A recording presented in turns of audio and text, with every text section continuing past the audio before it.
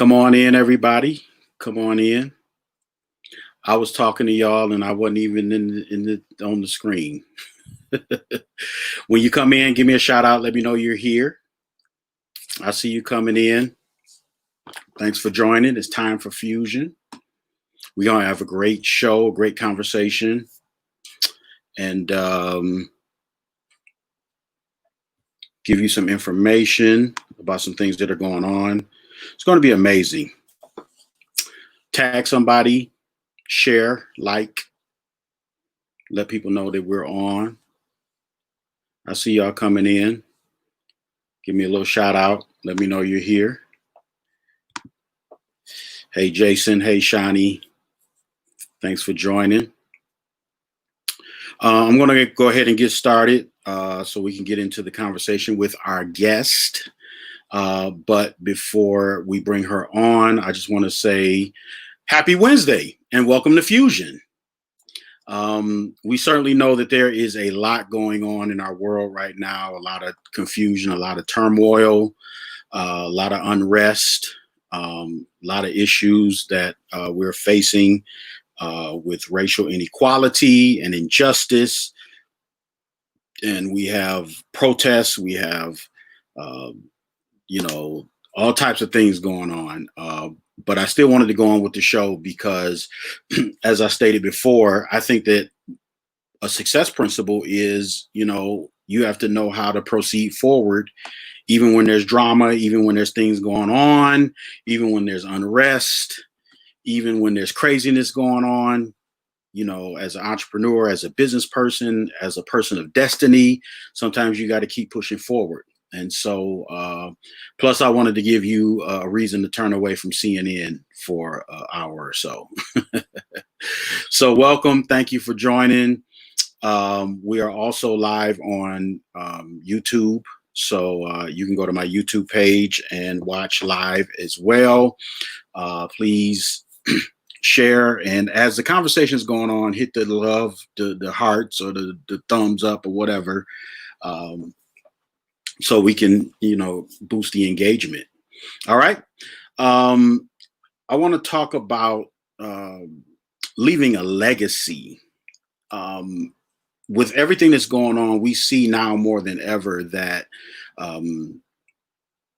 being independent and being able to build for yourself, build for your community is crucial now more than ever. It's a different world when you don't have to depend on, people who may or may not like you or may not care about you. And you have to depend on them for your sustenance and to feed your family and things of that nature. So, there was a time in our community where we were very focused on entrepreneurship and owning businesses.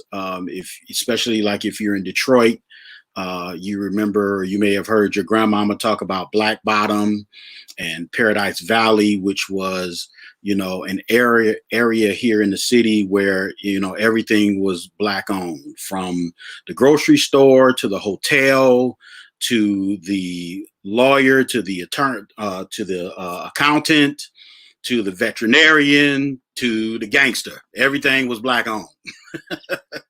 And Paradise Valley was the same thing, but it was more of the entertainment hub. A lot of famous clubs were there. A lot of famous people from all over the world came and performed in those areas. And Black people, we were independent. We were that because we had to be.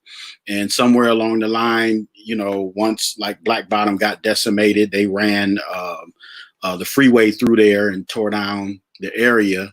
And it just seemed like we never got back to that spirit of entrepreneurship and doing for self the way we had it. But it's crucial now more than ever. And that's why I'm doing this podcast and I'm bringing people on who are entrepreneurs, who are successful, that can give you keys and principles, can give you inspiration, can give you motivation to pursue your dreams and pursue your destiny.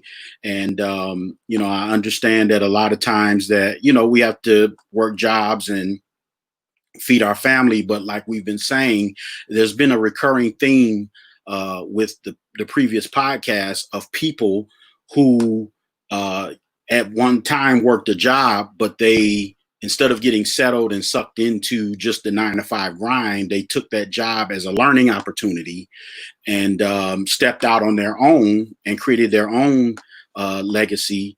And so that's what I'm all about. And that's what our guest is all about. Before I bring her on, I just want to read this scripture. It's Proverbs 13:22. It says, "A good man leaveth an inheritance to his children's children, and the wealth of the sinner is laid up for the just." A good man leaveth an inheritance to his children's children, and the wealth of the sinner is laid up for the just. And I looked up that those words in the Hebrew, and so women, don't worry, because that man, the word man in this scripture can mean a man or a woman. So I don't want y'all to feel like, well, he wasn't talking to me. Yeah, he was talking to you too. You leave an inheritance to your children's children as well. And so one of the things that I hate in our community is so many of us, we've had to start over from scratch. It's like every generation we have to start over from scratch. And that's just not how it's supposed to be. You're supposed to leave behind an inheritance. And so that's what we're going to talk about today. And my guest today comes from a great inheritance, not in terms of being left a bunch of money, but inheritance in terms of her lineage. Her father was a huge entrepreneur in the advertising field. And she has now come into her own as an entrepreneur and an investor. She is the co-founder of the 10 Nail Bar here in Detroit, which is location. There's a location downtown and a location in the New Center area. I have been there, and it's very nice. Oh, it's very nice. You feel like you're being treated very special. I went there for a pedicure, and it was exquisite.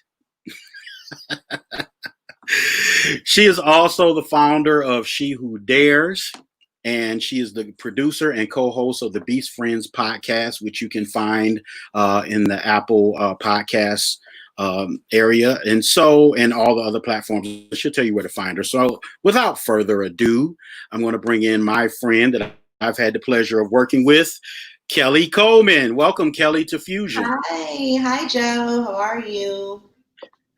I'm doing amazing. I'm a little jealous of you though, because you're in LA and I'm not.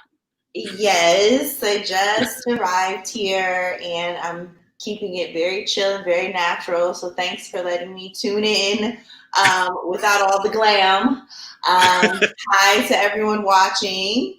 And I just hope that, everyone's spirits are as much intact as they can be during these times. So thanks for tuning in and so happy to contribute to the conversation. Absolutely, absolutely. And so I want to jump right in. You know, we are friends, and so I know a lot about you, but the people Yeah. don't know a lot about you. Well, a lot of people know a lot about you, but my listeners may not be familiar with you. So for those who are not familiar, tell them a little bit about, who Kelli Coleman is. Sure. Well, I am a marketer by trade, and I have essentially spent the vast majority of my career focused on marketing and marketing communications. With that skill set, I've just really grown, built my acumen not only in marketing but in running a business, and that's just based on my unique experience growing up. In that, I was kind of sitting front row as an advertising business was being built Mhm. from the ground up, essentially. And so I just have kind of found myself coming into my own and very passionate about brand building, about entrepreneurship, and really just being multi hyphenate, just applying my skill set to various ventures. Mhm. So, it's hard for me to, I guess you could say, define what I do and who I am in a few words or a short sentence. But if I had to, I'm a multi hyphenate entrepreneur with a background in marketing communications. Got it. Now you you were sitting, just mentioned sitting front row, as your dad built his company. Did you know at the time that there was something special going on, or were you just kind of like, Completely clueless to its trajectory or magnitude at the time. When my dad started his business, I was 5. mm, And I would say, so, I mean, not to completely like age myself, but I was 5, and that was in 1989. mm, And I would say that I started to notice that things looked a lot different in 1994. But ultimately, I just enjoyed being his shadow. So mm, I'm an only child as well. mm, So I literally just was with him, all of the time when growing up and visiting the office and being exposed to certain things and, interning there every summer until, finally when I graduated college, I decided to make it a full-time gig. Um, mm, and so I did see it in different stages. I don't know that I realized its impact at the time, mm, um, but I did have the privilege of seeing him work and, evolve and pivot at different points in the building of his company. yeah. Now, here's a little fun fact that you didn't know. Yes. I actually tried to get a job at your dad's company. Um, So I love hearing stories like this because I hear them like more often than one would expect. But no, it's just a testament though to how many lives can be affected when one person, especially one person a part of our community, steps out yeah, and really tries to create something major and not yeah, do it without us in mind, but really hmm, do it totally with us in mind as a community. So hmm, I love to hear stories like that hmm, because ultimately, a lot of people were able to start their careers or, in a sense, legitimize their place in the industry yeah, by working for him. yeah, absolutely. Yeah, I was a young music producer, and I was doing well producing music, but I wanted to Yeah. get into producing music for commercials, and Okay. I got a plug with Montez Miller was working there at the time. Oh my gosh, I love Montez. He's watching. Hi, Tez. He's watching. Yes, Yeah, Montez was everyone's plug. right. Like, so, yeah, she Yeah, was the plug. I Yeah. had I had a meeting with Montez, and I got to ask her why she never called me back. Got a problem That's with her. so funny. But yeah, absolutely. So, at what point did the bug bite you? What point did you decide, like, okay, I'm going to be my own entrepreneur? So it's funny because honestly, even with all of my exposure and even with me spending so much time, um, in that environment, Hmm. I was not really immediately convinced that that's what I wanted to do. And I don't know, call it rebellion or just wanting to feel as though like you're doing your own thing. Hmm. But I actually attended college with law school in mind. So Hmm. despite all of my exposure, I was a poli sci major and Hmm. was, headed to law school. And my senior year in college, I would say it was the start of my second semester, senior year in college. My dad was basically like, and this is no offense to any attorney or anyone else, but he was like, listen, I hire attorneys every day. Like, you have the unique opportunity to really come see what it takes to, run a business, build a business, be an Hmm. integral part of, how a business grows and evolves. Hmm. And so I guess you could say the rest is kind of history. We agreed I would try it out after graduation. And yeah, and I was there for a decade. So Wow. yeah. Okay. And so now, when you're working there, at any point were you considering starting an Yes. advertising business? Okay. So, well, what I will say is, from working there, I realized that I definitely wanted to be an entrepreneur. I couldn't see myself, in a traditional sort of working scenario, and I knew that, you know, and this is my opinion, obviously, but I think that entrepreneurship is the gateway to real wealth and building real legacy. So Mhm. whether it was going to be in that particular business, or, whether it was going to be in some other industry, it was just very important to me to be the captain of my own ship. And so I think that I tried intrapreneurship, if you will, within, my father's company in several different ways. But, Mhm. I think ultimately it came down to um, my relationship. My father daughter relationship was more important to me. And the two Mhm. were not coexisting well after a while. And then it's also, too, just very hard to turn, a big ship.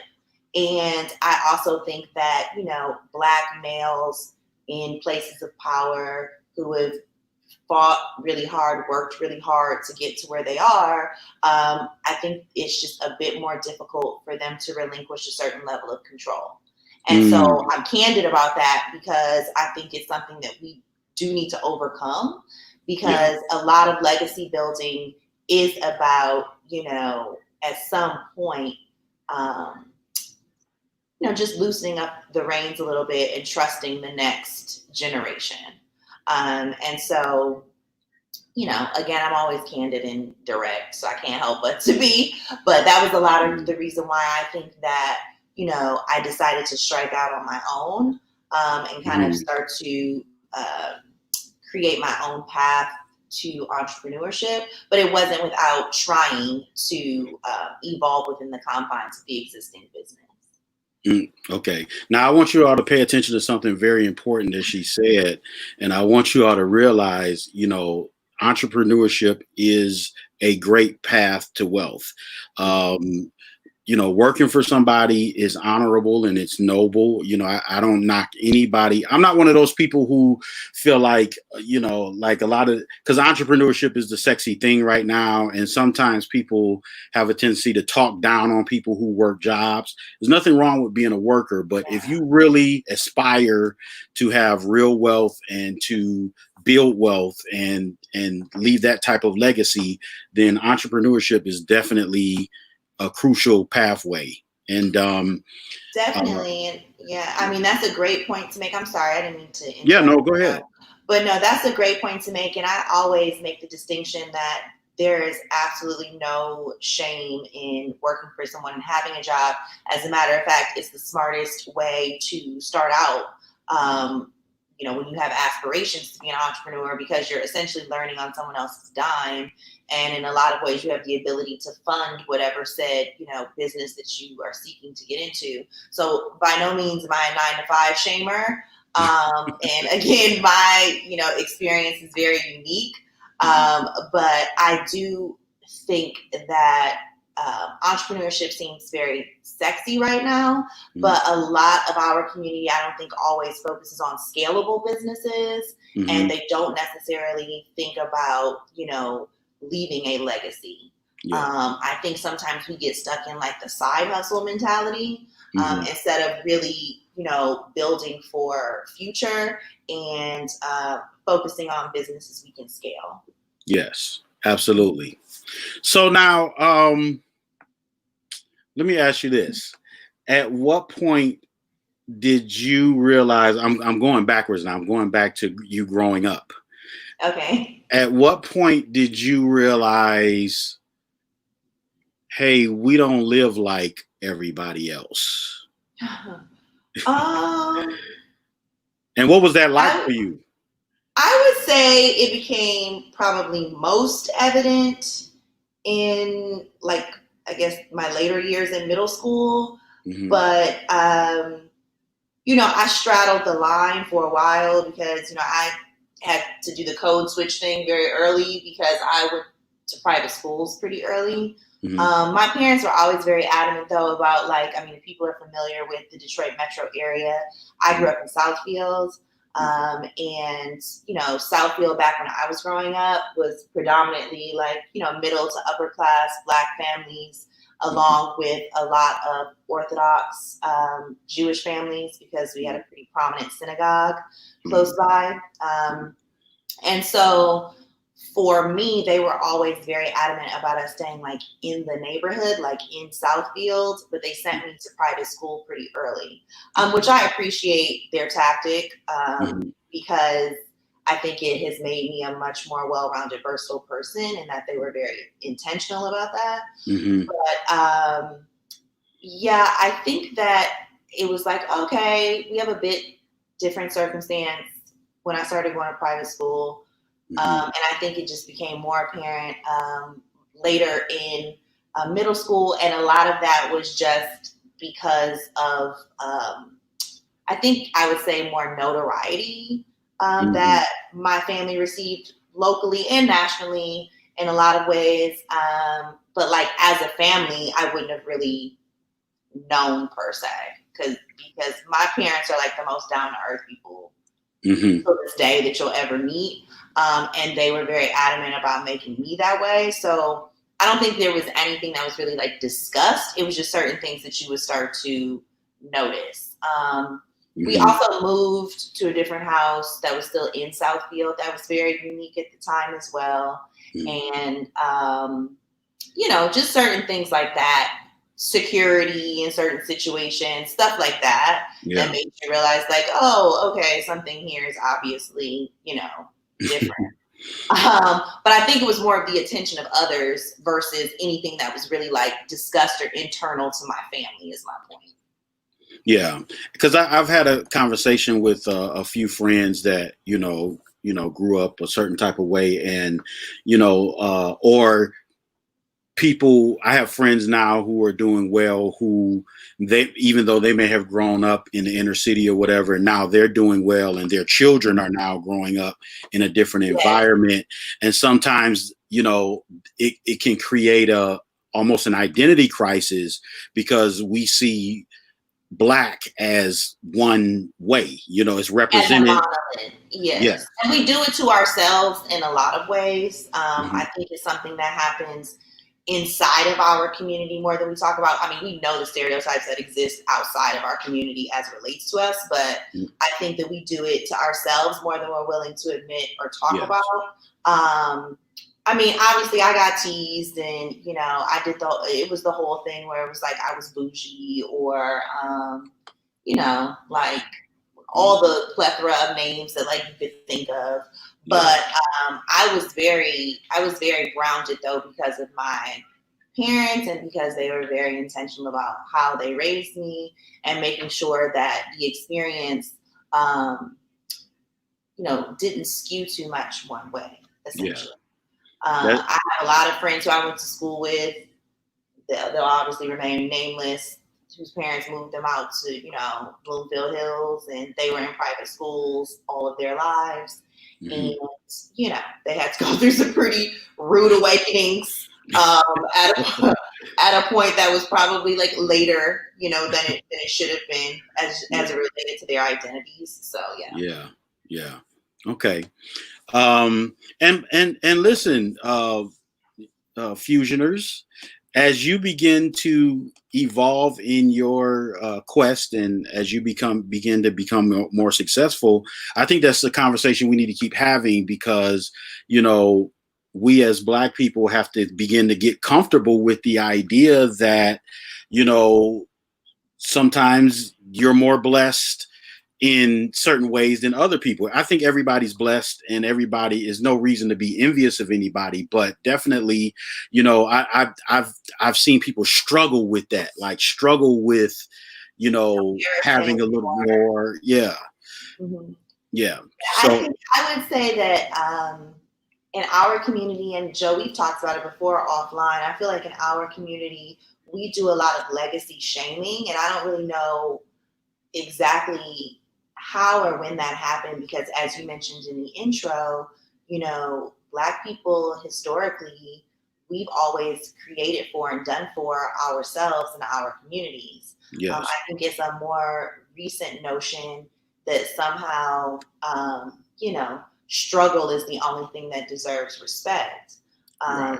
In a lot of instances, and people I know, they would say that it's harder to stay rich than it is to get rich in a lot of, Hmm. scenarios. So Yeah. I think that, you know, for some reason, Black people need to almost overcome this weird form of self hate, in that we can only be struggling for our success to be legitimate versus, having a legacy and, building generational wealth. Yes. It will continue to be our shortcoming, especially in this country, if Yeah. we are not focused and more intentional about it.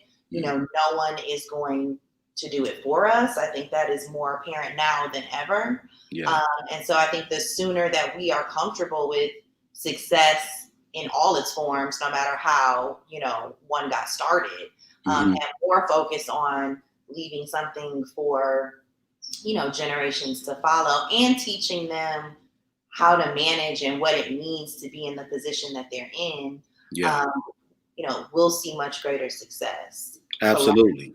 I think so. Yeah. Yeah. And I tell people all that all the time. I was fussing with somebody on Twitter the other day. I was like, stop talking about black people like we just gotta be poor and we just gotta be broke. Yeah, And they why they charging so much for this? They know black people can't afford this. Like, stop talking about us like that. Like, why do we yes, talk about ourselves like that? yes. And it's weird that that's what, that's kind of the dark cloud that we perpetuate for ourselves, that, we have to be honest and recognize when you're doing something that doesn't serve you, to change it. And I Mhm. just notice it, I notice it often, on panel discussions, or, Mhm. different interviews or whatnot. It's like, if you didn't start your business with $38 in your checking account, then somehow your business, isn't worthy of acknowledgement. And Right. I'm not saying that that is not a noble thing. That's a huge hardship and a huge hurdle. Yeah. But it just is interesting to me, how, I guess you could say, how far behind we apparently have to start to Mhm. legitimize whatever it is we're doing. Yeah. So, A- yeah. Absolutely, absolutely. And you know what? It reminds me of I don't know how many people saw the movie Django that are listening, but one of the things that stood out to me in that movie was that you know Django, because he was free, he had an air about himself, an air of confidence about himself, that everybody else looked at him like, man, who do you think he is? You know, Yes, you know what yes, I'm saying?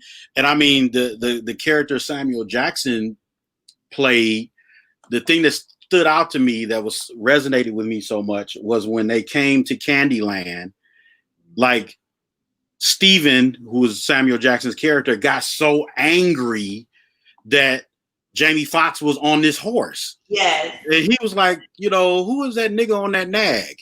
And he was angry, like, yes, okay, I get it. You never seen this before. You haven't seen a free black man before riding on a horse like a white man and blah blah blah. I get it. You haven't seen it before. So surprised, I understand. Confused, I understand. But he was angry. Well, I don't know if anybody on here has watched Netflix, Black AF, Hmm. but you'll get what I'm going to say next if you have, which is because of slavery. So, like, at the end of the day, we have to recognize that most, I guess you could say, barriers that are in place are intentional and it's systemic, Hmm. but that can't be um, we can't allow that to limit us. Yeah. It's obviously a hurdle, Yeah. but it definitely can't be something that is so limiting that we are undermining one another. Um, Absolutely. it's just a huge. detriment when we allow our thinking to be that way. So I guess that's why I always like to call things to the carpet. Mm-hmm. Um, oh, that's interesting. That's fair. Yeah, I like that Because of comment. slavery. Yes. I'm being serious, but you Yeah. know, I just, but yes. So I think that it's something that we need to unpack Mm-hmm. um, because again, you can't correct something if you don't acknowledge that it's happening. Yeah. So you know, I mean, even my beautiful co-pastors um, Mm-hmm. as leaders and spiritual covering, they still encourage us to do well. Like they don't make us feel as though doing well, to Yolanda's point, is evil or, is somehow antithetical to what the Bible preaches. They actually support with scripture, why we should be striving to do well and, Yes. how much God wants us to ultimately fulfill our divine potential. So it's just, it's something that is, I guess you could say, we have to deal with it in the natural amongst Yeah. ourselves, Yeah. and really get past that thought and that behavior. Yeah. Absolutely. Absolutely. I could stay on this the whole interview, but I want to move forward with the interview because this is something I'm very passionate about. Is mindset and wanting our people to shift our mindset and shift because a lot of us don't even realize some of the institutionalized thinking that we have because most people don't think about why they feel a certain type of way about things. Right. They know how they feel, but most people don't examine and get forensic with why do I think this way? Why do I look at this way? Blah blah blah. So Yeah, we tend to justify versus, unpack or analyze. We attempt to justify our behaviors versus understanding like why we are behaving or responding that yeah, way. So absolutely. So let's talk about you launching into entrepreneurship. What was your first venture and how was that for you? it's funny because I tried several different things or had a few different business plans prior to landing where I landed. Mhm. Um, so I did consulting work, even when I worked in a full time situation. So whether it was like pro bono in a nonprofit capacity or whether I was helping like small businesses or small brands, like I always kind of, I guess you could say, kept my acumen up by consulting and working in various capacities. I Mhm. also too had a significant role in diversifying my dad's business a bit. So Mhm. figuring out ways to create like new profit centers within the existing business. So Mhm. I kind of did, I guess you could say, figured out ways to again apply my same skill set to different ventures or projects or opportunities. Mhm. Um, but honestly, before I even thought about starting the 10 or a beauty business, I started a business, or I guess you could say I did some samples and attempted to launch a business that was specific to like modern motherhood accessories. So whether it Okay. was, designer inspired diaper bags, or they had like I had cute mommy and me sort of sets that weren't as cheesy as some of the ones that you see. So like I attempted a business model like that, but I Mhm. realized quickly that it was like a lot of upfront capital. There was going to be a lot in the way of production, in addition to marketing and branding. There was no real huge following I had to like convert. So like there were all these things that I was like, okay, this is it's not necessarily the smartest path for me. As much as Mhm. I enjoy it, this is not the smartest, path or place I should start as an entrepreneur. So Mhm. I think it was then that I took a step back, and my criteria has always been, you know, um, could I essentially be the consumer? because I knew that I would enjoy building the brand. I would inherently know it better. Mhm. Just a lot of those kind of soft things, if you will. Mhm. That was one thing. Um, it also was, can I scale the business? So is Yeah. it an idea that can scale? Is it an idea that can, evolve and potentially have different legs and extensions? So that Mhm. was another piece of criteria for me. Yeah. And then I think the third thing was what could fulfill the first two that didn't require an obscene amount of upfront capital, because I Mhm. didn't really want to go like the loan route or anything like that, or an angel investor. I wanted to feel like I could self fund and have full creative control, at least out of the gate, for Mhm. what I wanted my concept to look, feel, and live, like. Yeah.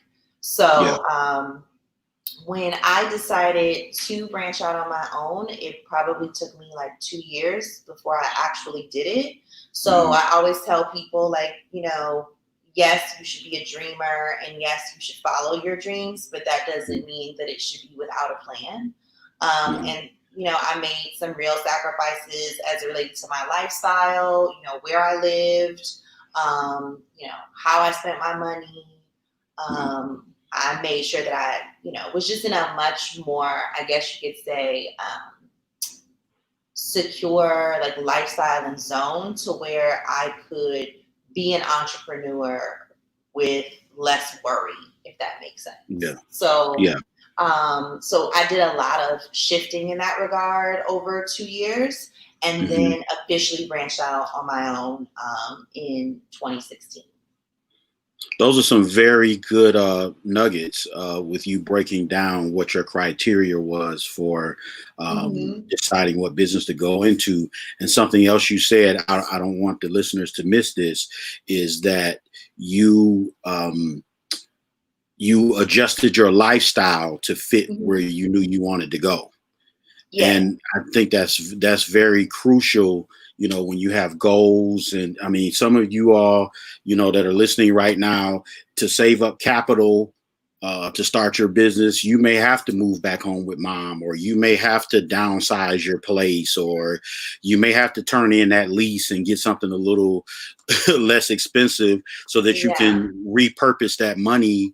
And or even if it's something as simple as paying off bills to get your credit tight, because Mm-hmm. you need good credit to be an entrepreneur. You never know Yes. when you may have to apply for a business credit card or a line of credit, or All whatever. necessary. Yeah. Yes. Even without the loans, even with being self funded, like even more necessary. So yes, that's so good to point out. Yeah. Yeah, and because a lot of times we get that whole thing of, we got to look like we got it going on, but when you have a goal and a focus point and you know where you're going, it doesn't matter what anybody else thinks. It's like, for you. So if somebody's saying, because the first thing we do if we see somebody driving a car that's less than what they had before, it's like, oh, she Mm-hmm. done fell off or he done fell off. It's like, no, I got a plan. I'm downsizing so I can step back up, and do my thing.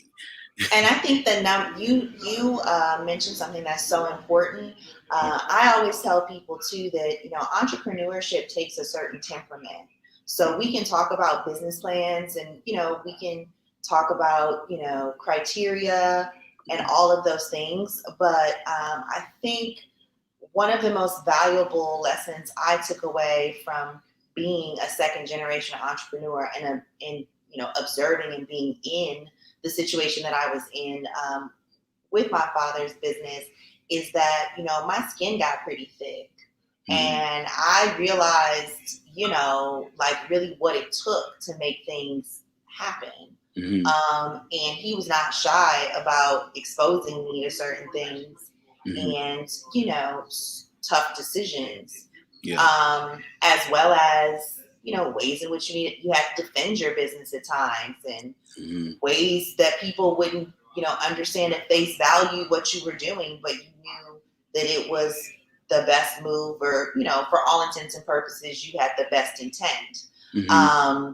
So just, you have to have a certain temperament to do it. No 2 days are the same.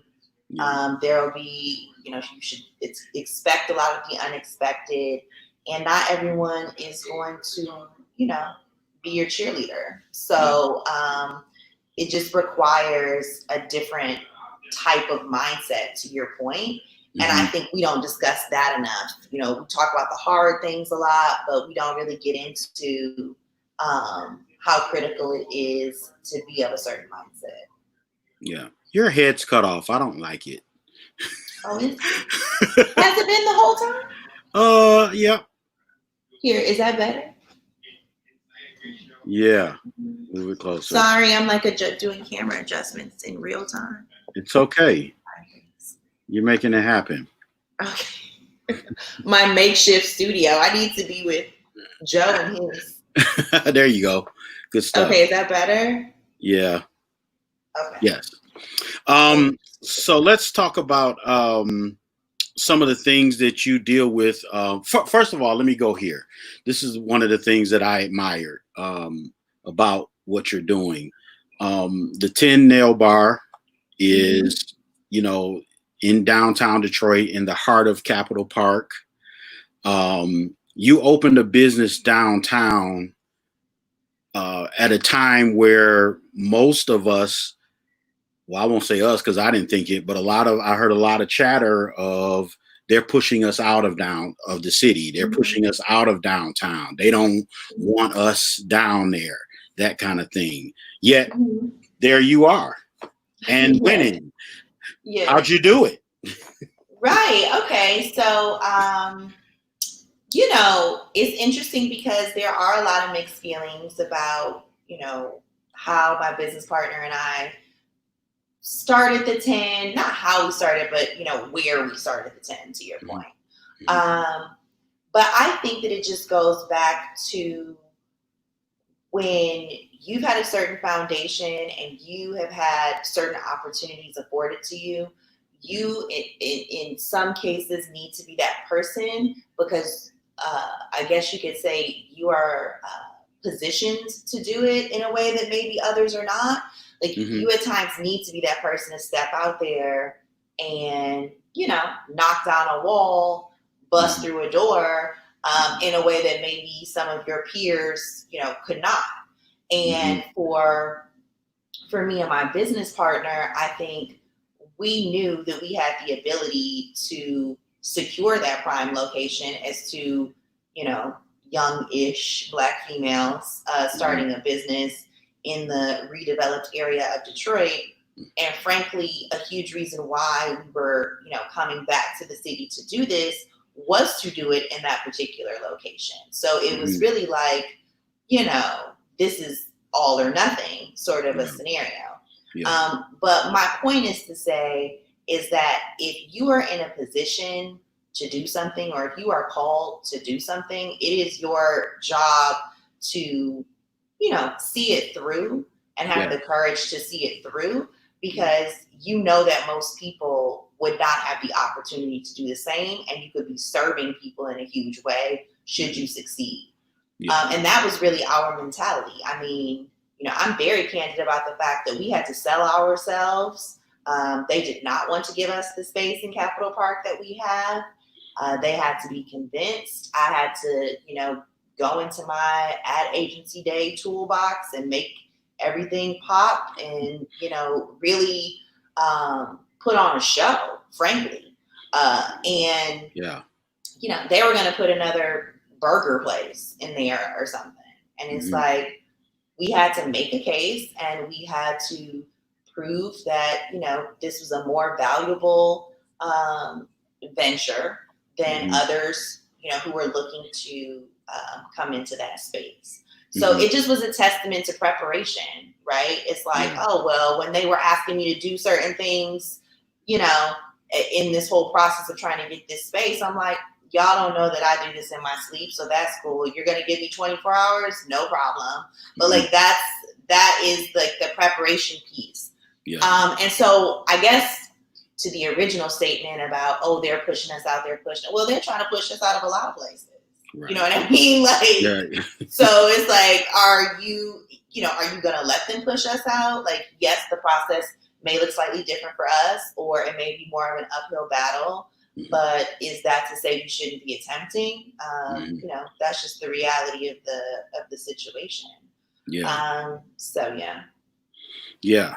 And so, um, and that's so crucial. Was that strength and that fortitude that you had to press on? Was that some things that you learned in watching your dad build his business? Definitely, Yeah. definitely, definitely. I say it all the time that, tenacity, perseverance, huge. Like, Hmm. must have it. If no is, something that cripples you, Hmm. yeah, like no. When I hear no, I'm like, well, let's try it this way. You know what I mean? Like, well, they just said no to that.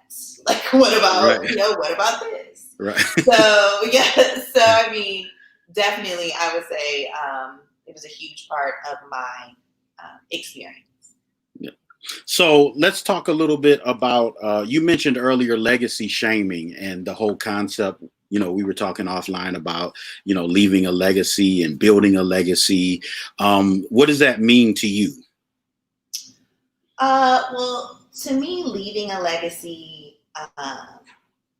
First of all, I think all of us in what we do need to be contributing something significant to the world, if at all possible. Mhm. So, we talked about it earlier. A huge part of my dad's legacy was that he was able to employ so many Black and Brown people and give them opportunities that, others were not willing to give. Mhm. He had a very trial by fire mentality. If you Mhm. seemed smart and if seemed as though you were hardworking, he gave you a shot. So Mhm.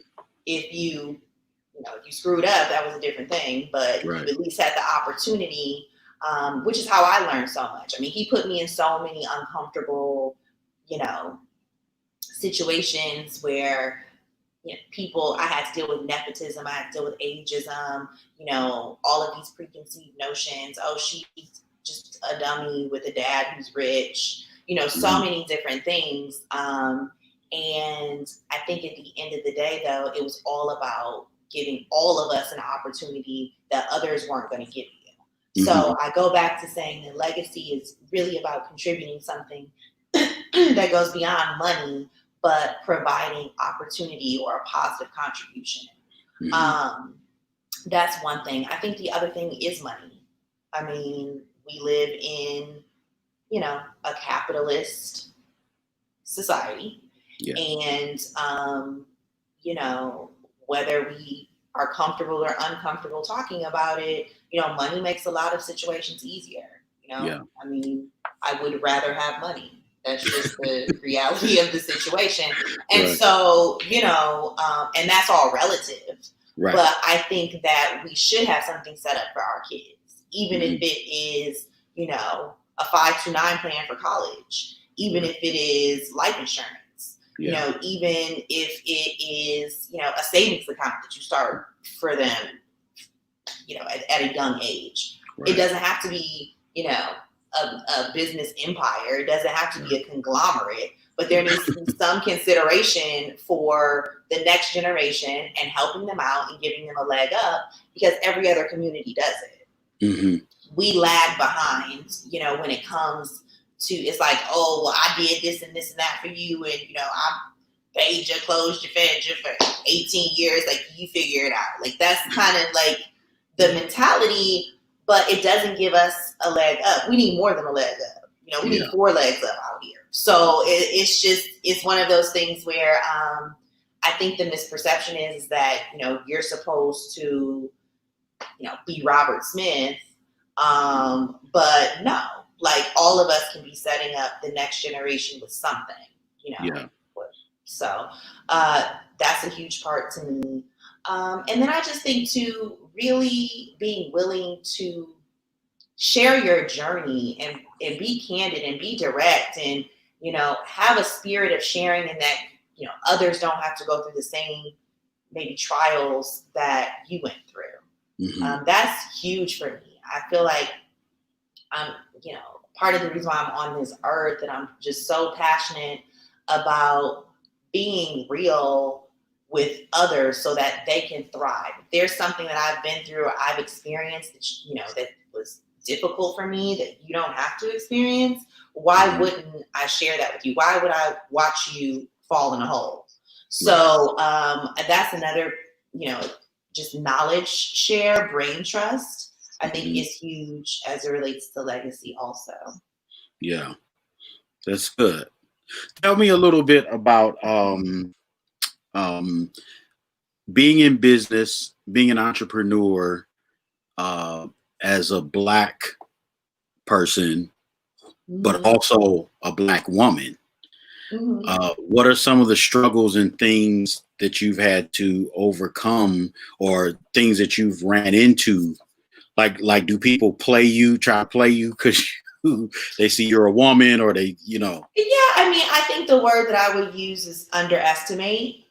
And Mm, so I think for a long time, I looked at underestimation as, a bad thing and as an insult. And in a hmm lot of ways it is. But when hmm you shift your perspective about it and you realize that, when you're underestimated, it is almost an advantage because it just allows you to, kind of fly below the radar and shock people in a way. You can kind of creep up on people, in a way that they weren't expecting when they underestimate you. I mean, Yeah. when you say that you have come from a certain background and you've worked with, Fortune 100 companies, and then you say, oh, but you were living in New York, and then you say, oh, but I moved back to Detroit to start a nail salon, people are gonna be like, okay, sis, like, you know what I mean? Like, Yeah. great. So, like, Right. it's gonna be that whole notion of like the fall off, like what you were talking about. Right. But again, like, I understand my vision. I know what I've done and I've accomplished. I know how it's contributing to what I want to do moving forward. hmm So, please do underestimate me because you'll hmm probably make my job, easier as I look to achieve all of these goals. So, hmm I mean, that's I would say you're underestimated, but you can see it as a negative or utilize it to your advantage. Yeah. Because I underestimated it. I'm like, okay, that's cool. That their business looks nice. And then so that year that you guys were in Detroit demo day, Yes. and they were like, yeah, the 10 nail bar, did X number of millions in revenue last year. I was like, oh, okay, it's Yeah. serious. Okay. Yeah. They not Everyone playing on wants it. yeah. Everyone wants to assume that beauty is frivolous. You know what I mean? When you hear it, it sounds frivolous to you, but I mean, just the amount in which people spend, Yeah. it's something like just the nail care industry is a $2 billion industry, like let alone the whole entire beauty industry. You know what I Yeah. mean? So Yeah. what's frivolous about $2 billion? Right. Even your share of the $2 billion. So Right. at the end of the day, like, yeah, like you get that sort of reaction, but I mean, people, I, I'm in business for profit, definitely. So just, yeah. Absolutely.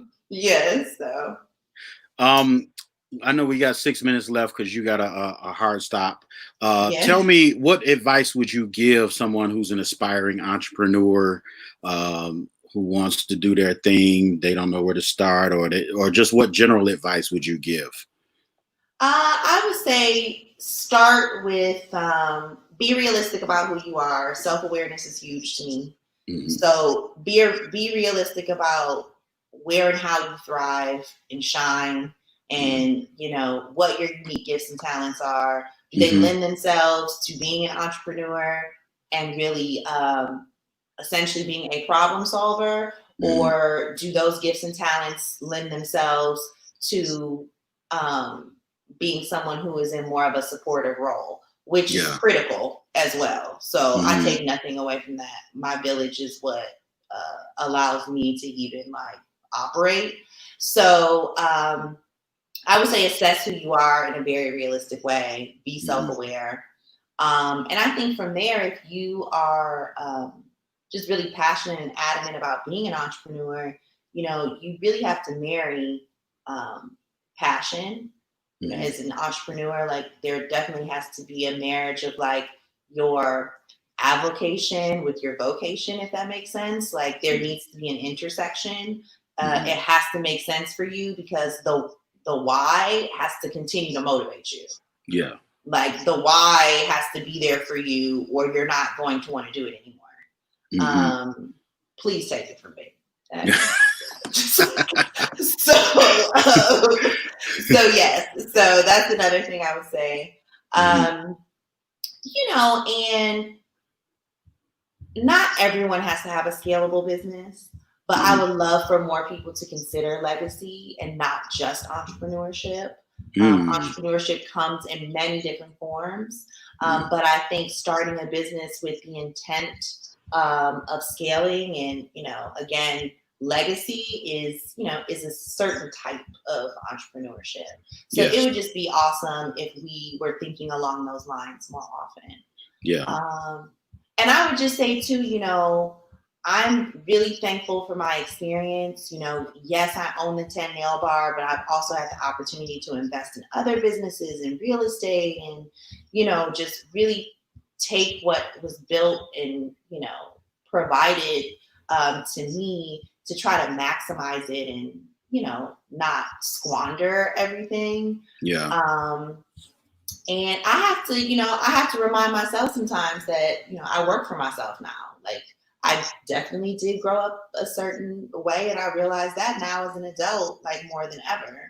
So I just think it's like checking ourselves to allow ourselves to maximize our opportunities. Like we don't have to get so caught up in what other people think that we're working for their approval versus toward our full potential. So absolutely. And I can't see any questions or anything, so I'm assuming there are none because I hate doing these things and like, not feeling like there is like interaction. So I'm assuming, yeah. So if you guys have any questions, real quick, cool drop them in the thing, and let's hear your questions. Okay, yes, because I would be able to see them over here, right? Or not? Yeah, I'll put them up so you can see them. Okay. Yeah, and in the meantime, I just want to put up where they can go and look. Oh, how are you guys doing since everything's been shut down? Like, oh yes, thank you for asking. Well, just another example of the entrepreneurial road, but we are doing better than some people, I'm sure. So thankful for that. We did secure loans, the PPP loans, and we were able to get the economic disaster relief grant. So we also received a few other grants locally. So I think that it's just really going to be about getting our talent back and rallying our team to come back to work and making sure that they understand all of the precautions, our team members as well as our guests, that they understand all of the precautions that we're taking. And for us, again, just as a brand builder and as a strategist, I've really been trying to figure out ways to use this challenge and create opportunity. I mean, the 10 is our biggest differentiator, has always been cleanliness and sanitation. And, we've always made that a priority. And so I think it's an opportunity for us to show our value in a way that maybe others didn't realize before. Yeah. Like, you do need to be paying attention to, where you're going and how cleanly they are. And, do they prioritize that? And so, for us, like, safety has always been important, and we're definitely taking the extra precautions and just taking it even more seriously. So we don't have to play catch up because we've been clean. You know what I mean? So I'm hoping that that people understand that and maybe see value where they didn't before. Yes, absolutely. Does Kelly do mentorship at all? Okay, so this is kind of like a sign for me because I've been talking about it for too long that I wanted to put together nothing like too formal, but just the opportunity to mentor more broadly. So stay tuned because I am going to put something together to where I can offer mentorship to those who are seeking it and see value in my experience. But you can always email me, and my contact is on my IG, which is at Kelli Kellim Coleman. Okay. Mm-hmm. And let's see, this is Dr. Grace. So, of course, she's going to have a doctor question. Yes. Will my team members be tested before returning to work? So we talked about this, and it's funny because I have a question into my attorney about this because I'm trying to determine if it is in fact the test is something that I can require, or is it simply like we're already doing temperature checks for everybody every time they come into the building. That's team members and guests, but I'm wondering if we can require the tests without violating anything else. But yes, that is a question that we have that we're going over, but we're definitely doing all temperature checks. Everyone wears face coverings. All staff wears gloves. Social distancing. So obviously not going to be at full capacity. So all of the other precautions we're definitely prepared for. Looking into the testing scenario and if it can be a requirement. Sweet. Well, Kelli, thank you so much. I appreciate you for coming on board and sharing your knowledge and your experience. And I'm going to release you now. Anything for you, Joe. Anything for you.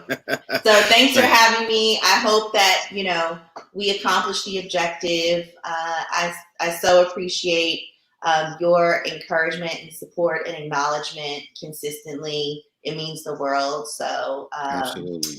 Continue to tune into Joe. He's the real deal. Absolutely. Thank you. All right, cool. Thank you. All right. Yep. Bye. That was great. Kelli definitely has a lot of knowledge and a lot of experience, and I've worked directly with her, and she is the real deal. So I appreciate her even taking time in coming out of that great LA weather and coming inside to share with the Fusion listeners.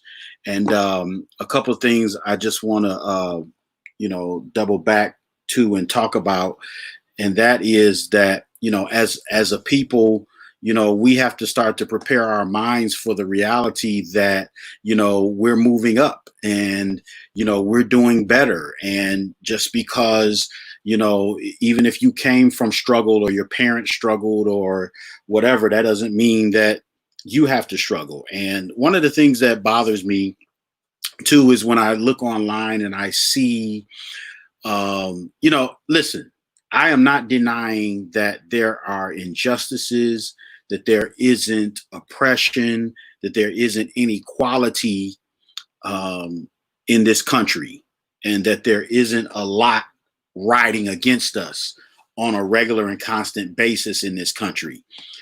But there's also a lot of opportunity. And there's also a lot of people who, even in spite of the struggle, are finding a way to excel and finding a way to do their thing and finding a way to be great. And that's what you got to do. You can't just lay around and lament on, how bad we're treated or how unfairly we're treated. It's got to be more of a mindset of, okay, yeah, we're treated unfairly, but so what? I'm still going to press ahead. I'm just going to work that much harder. I'm just going to do that much more. There's nothing that's a better revenge than success. I really feel that way. The biggest success is for you to become the opposite of what they expect or what they think you are or who they think you are, who they think that you are. So, and So the bottom line is, I don't want you all to get. I think we should be aware, and that we should be engaged in the struggle of our people without buying into the spirit of it, if that makes sense. Without buying into, I just see people online just lamenting being in this country, and it's like, no, you can still find success. You can still press your way forward. You can still change the legacy. You can still, make sure that your children have a better life than you did, because that's what it's all about. So I just wanted to drop that little piece in there. And, Kelly, she came from money. Her father is very, very, very, very, very successful. Um, but just because you didn't come from money doesn't mean, because that's what we do. Oh, well, she came from money, so that's easy for her to say. No, no, no, no, no, no. Because guess what? It's a whole lot of people that come from money that ain't doing nothing. It's a whole lot of, rich people's kids that, is on drugs, or just, running around spending mommy and daddy's money, but aren't building anything of their own. It's a whole lot of rich, kids who have had every opportunity, who have been afforded every opportunity, and have been afforded every advantage, and still didn't do anything with it. Success is about leveraging, right? Success is about leveraging. So even if you're given an advantage or an opportunity, you still got to leverage it. You got to know how to leverage it in order to be successful. And so, like I've heard people say, in Detroit, we have a lot of, people of Middle Eastern descent that own, gas stations, and own, the liquor stores, and own the fried chicken places. I'm still a little confused about that one. And, you know, and so the first thing people say is, well, that's because they don't have to pay taxes for 7 years when they come to this country, and I'm like, okay, even if that's the case, you still have, they still had to have a certain mentality to capitalize on not having to pay taxes. You follow what I'm saying? Like they still had to have the work ethic and the strategy of how to capitalize on that. Just simply not having to pay taxes does not enable you to go around buying up gas stations or buying party stores or fried chicken franchises. You see what I'm saying? Success is about leveraging. It's about knowing, finding your strengths and your advantages, even if your advantage is not money or family inheritance. You have something to leverage. It may be, your gift of gab. It may be your how good you are with numbers. It may be how good you are with strategizing. Whatever your advantage is, because it is an advantage. Because I'm good with basic numbers, but I hate math. I don't like math. English was always my strong uh, um, my strong subject, but I know people that love math. Well, that's an advantage. So then now you got to know how to leverage that. What can I do with this? And one of the ways that you figure out how to leverage what you have is by studying the success of other people, studying the success of people who are wealthy, studying the stories of people. Because let me tell you something. First of all, let me say this to you: 80% of the wealth in America right now is first generation wealth. So when you look at uh, the wealthy people in this country, because we always like to throw that excuse out, well, they had a 400-year head start. The problem is, the wealthy people in this country, when you look at the Forbes 400 list, it's not made up of the, like it's made up of tech entrepreneurs and people who are first generation wealth. It's not just the DuPonts and the JP Morgans and and the Walton family and the Carnegies and the Rothschilds. Those are not the names that are at the top of the wealth list right now. Right now, it's, the Zuckerbergs, who literally just started Facebook, what, 15 years ago. You know what I mean? Airbnb just started a few years ago. Uber just started, within the last 10 years. These have become multi-billion-dollar companies. You know what I'm saying? So we got to stop with this making excuses and start studying success stories, because that's what I do. I sit up, half the day and I watch YouTube videos and read books and read articles about people who are successful, about people who started from nothing. You know what I mean? But even if you didn't start from nothing, you don't have to be ashamed of that.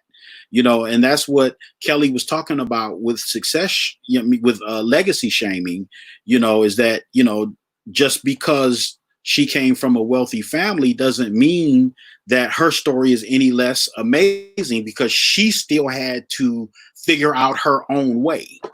And so that's why I brought her on here, because I wanted her to speak from the perspective of somebody who didn't start from the bottom, but she did start from the bottom. She just didn't start from the bottom in terms of not having nothing, but she still started from the bottom in terms of building her own legacy and not just resting on the laurels of her dad or just living off of daddy's money.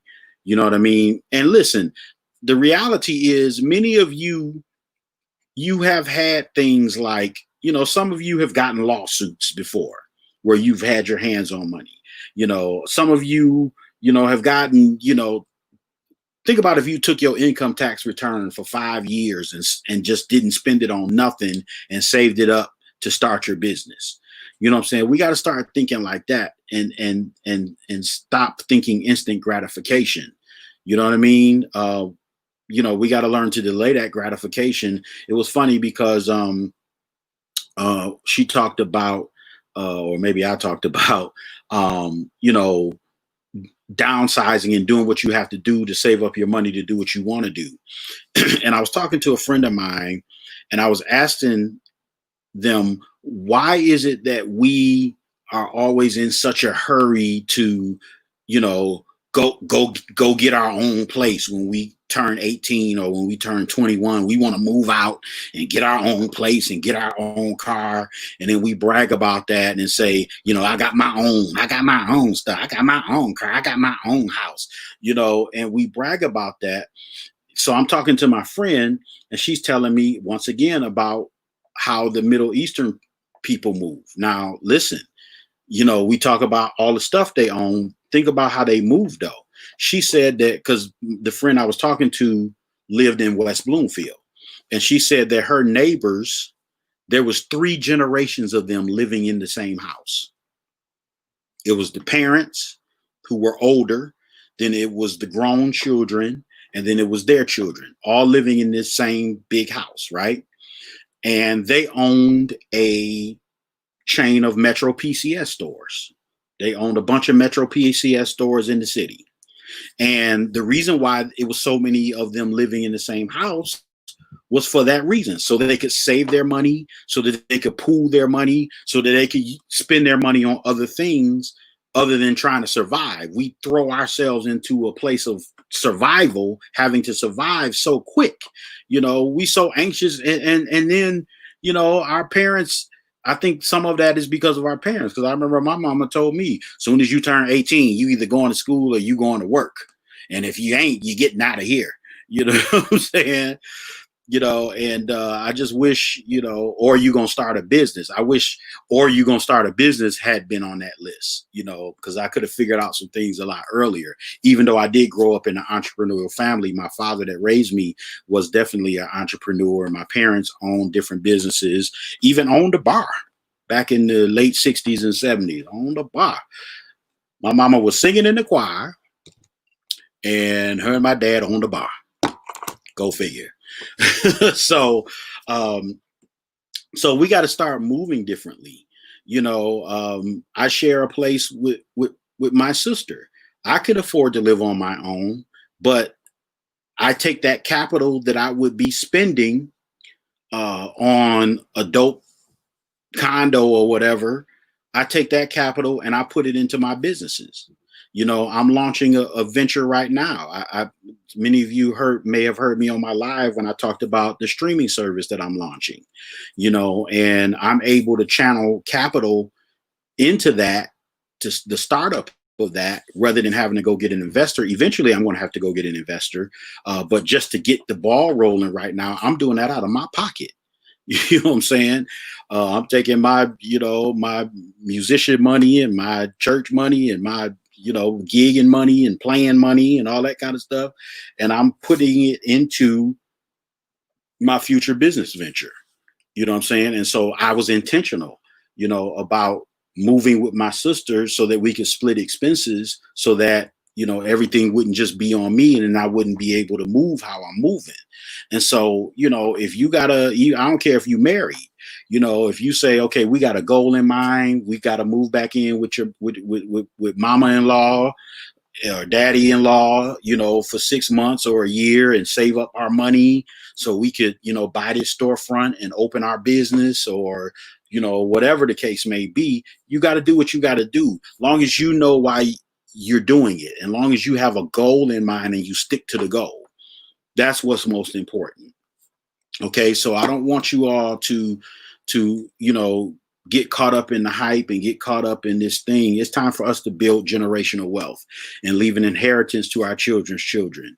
And we got to do what we got to do, because we don't want our next generation to have to start from scratch, the way some of us did. And our parents, and I'm not saying all of us went through the same thing. So a lot of our parents left us stuff. In a lot of cases, only thing they could leave us was the house. They mama and daddy bought that house in 1953 and worked 30 years to pay that house off. You know what I mean? And, and then you sat back and watched the whole neighborhood, go to pot around the house. But that was the house. In a lot of cases, that was our parents' way of leaving us a legacy. You know what I mean? But they were doing the best they could with what they have. But now we have more opportunity than ever. It's so easy nowadays to become a millionaire. It's so easy nowadays to become a millionaire. Just these tech companies, and even the way that they're taking regular businesses and attaching tech to it and building wealth. Going out and getting venture capital funding and building companies and scaling them and then selling them, or getting bought out, or, whatever, like the exit. I watch these stories all day long. Even I'm not just talking about the Twitters and the Instagrams and the Facebooks, even little tech companies that we don't even, hear a lot about. There's a $1 billion tech company that started right here in Detroit called Duo. That is a cybersecurity company or something like that. Started right here in Detroit. $1 billion company. So if you don't look for that information, though, you won't know. You would think ain't nothing here. It's just, working in the plant. And that's all you can do is work in the factory, or, sell drugs or something. No, it's people, it's wealthy people here, and they are not all from the automotive industry. So, and, what I want to do is bring back the wealth in terms of, the entertainment industry and that whole thing. So that it's coming. Don't worry. Yolanda said, please read The Jewish Phenomenon. Yes. I have that book, and that book is amazing. Yes, please look that up. I'm going to type it out for you. The Jewish Phenomenon.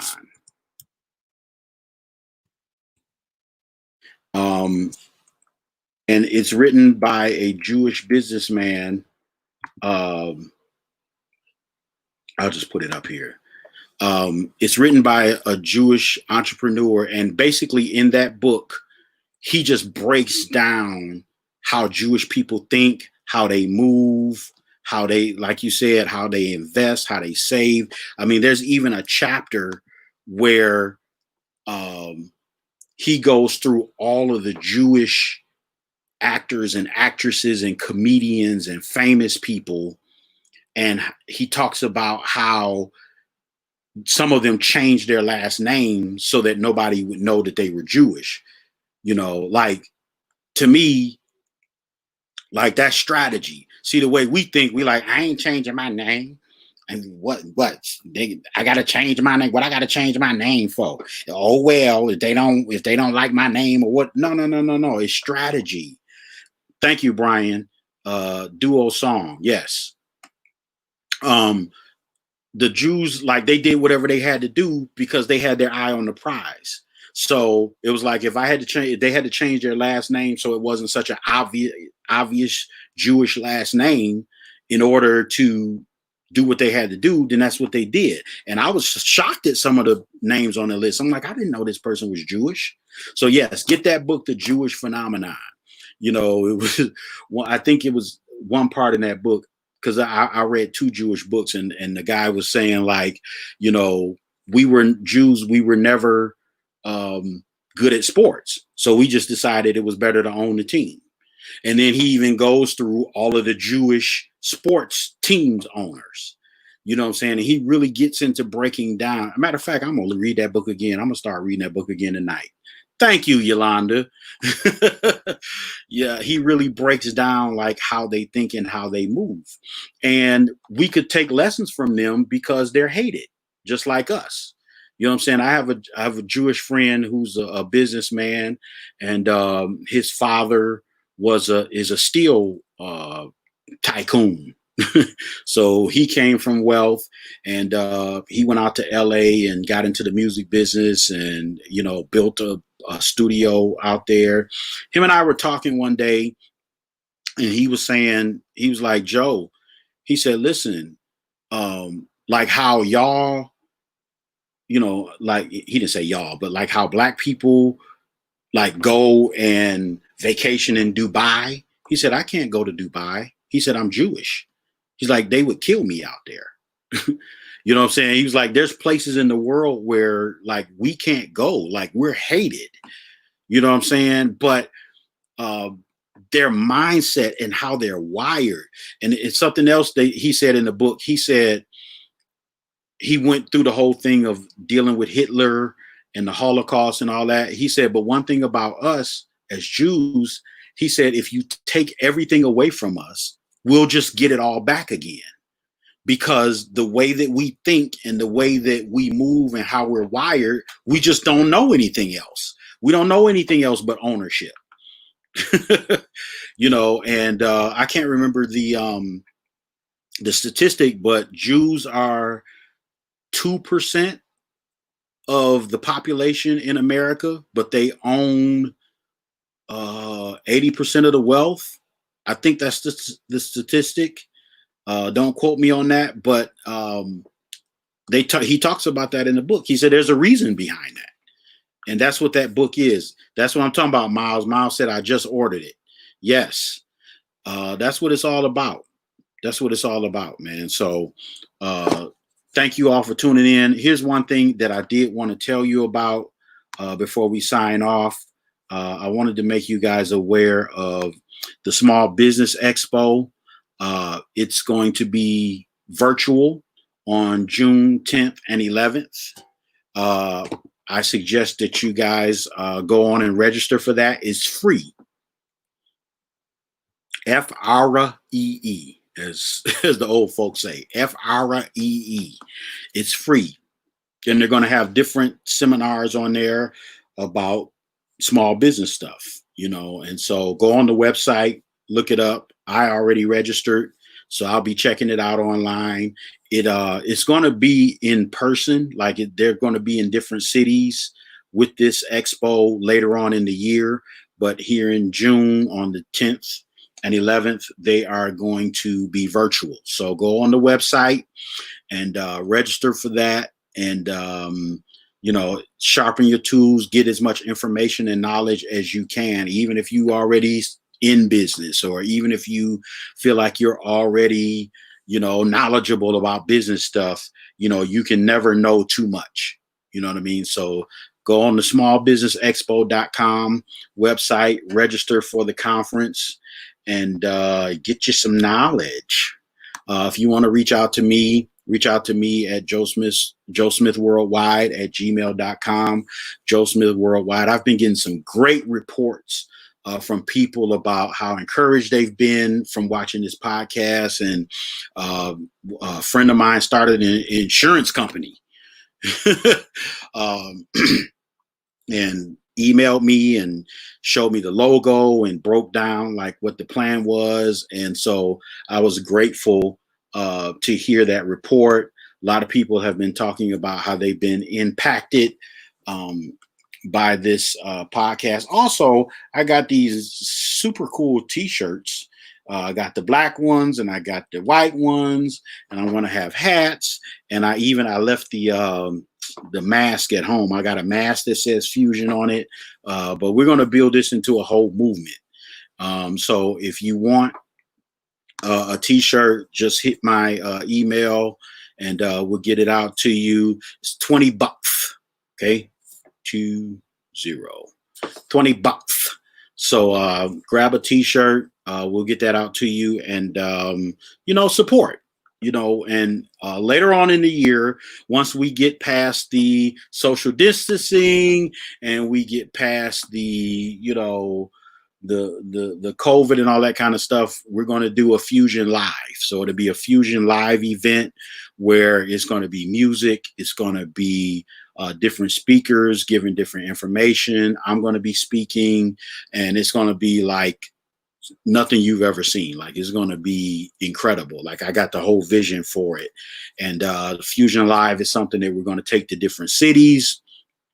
And we're going to take this whole entrepreneurship and this whole business thing on the road and inspire people, in different places. And we need you guys who are our listeners to be our evangelists, and to let people know about Fusion and let people know, listen, it's a whole lot of negative talk going on in the world. It's a whole lot of people talking about what you can't do.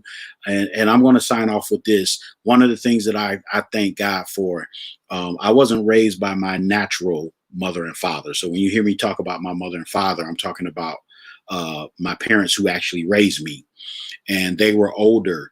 My mother that raised me was born in 1915. And my father that raised me, which was her husband, was born in 1922. So yeah, she was a little cougar, Doc.